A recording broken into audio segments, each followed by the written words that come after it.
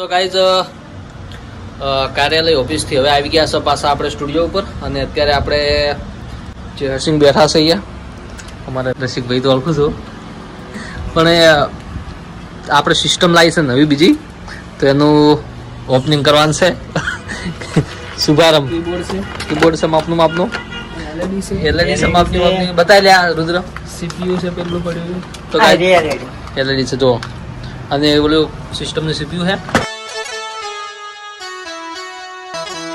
હા કીબોર્ડ અસલ છે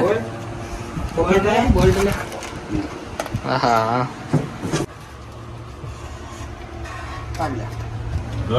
તો ગાઈઝ ચલો સ્વિચ પાડા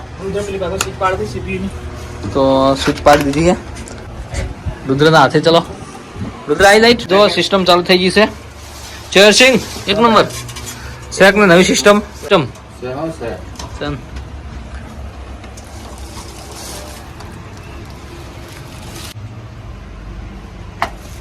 તો મિત્રો અત્યારે આપણે ઓફિસ ઉપર આવ્યા છે ગુજરાત સેવા ફાઉન્ડેશનના જે પ્રદેશ મહામંત્રી એટલે કે જીગરભાઈ આવ્યા છે આપણી મુલાકાતે ઓફિસની તો જય માતાજી જીગરભાઈ. જય માતાજી.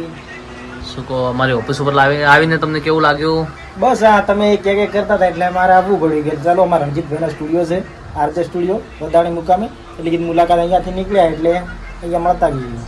તો મિત્રો આમનું પણ એક જીગરભાઈનું સરસ મજાનું ગ્રુપ ચાલે છે સેવા માટેનું જેમનું નામ છે ગુજરાત સેવા ફાઉન્ડેશન.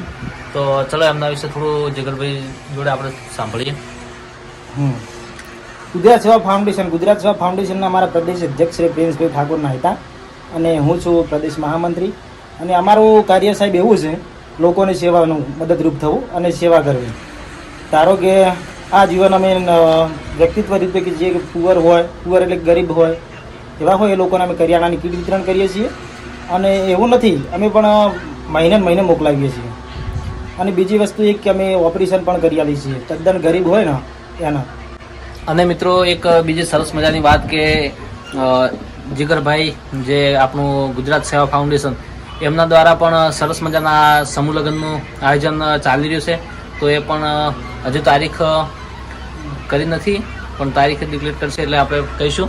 હા, આપણે સર્વે સમાજના 51 લેવાના છે ટોટલ વરઘડિયા અને 51 જ લેવાના છે ફરજિયાત. અને સમૂહ લગ્નનું બહુ લાભેર ભવ્ય આયોજન છે અને અમને કલાકારોનો સાથ સહકાર છે અને આપણે તમામ સર્વે સમાજનું છે.